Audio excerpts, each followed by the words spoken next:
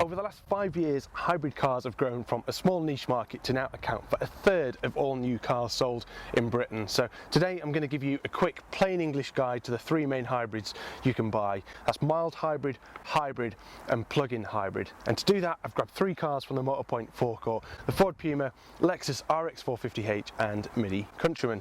Let's start with the Lexus, because Lexus is Toyota's luxury car making division, and it was Toyota that first brought hybrid technology to the masses with the Prius in 1997. Since then, the technology has been massively updated, and for the RX450h it's much more powerful and also all-wheel drive, but the fundamental principles still remain the same. It has a petrol engine under the bonnet. In this case it's a 3.5 litre V6, so a pretty big engine really, and a small battery that feeds power to two electric motors which also drive the wheels, so one on the front axle and another on the rear. You never plug in this kind of hybrid, but the electric motors are charged when the engine is running and when you decelerate, so that means you get short periods of pure electric running at low speed, but when you accelerate harder, the electric motor and the combustion engine team up. That's better for fuel economy and also gives you a useful performance boost as well.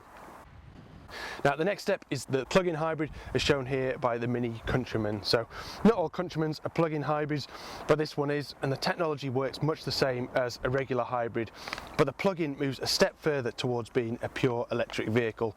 It has a larger battery to do that, and if you plug it in you can do around 30 miles of pure electric running. So if you're doing shorter trips, work commutes for instance, you can use it just like an EV, but if you're on longer trips you don't have to worry about filling it up. You can just top it up with fuel and away you go. There's another benefit as well, because you don't really need an EV charger at home like you do with a pure electric vehicle. You can charge it on a domestic socket during your work day or overnight, and that's more than enough to top up that battery and give you that 30 miles or so.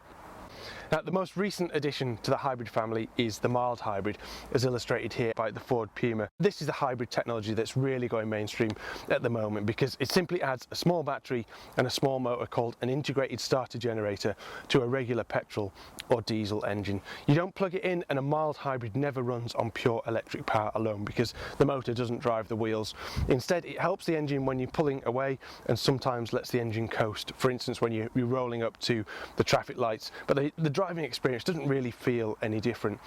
Overall the economy gains are smaller than with other hybrids, but mild hybrids are typically lighter, they're more affordable as well, and the gains really are still worthwhile.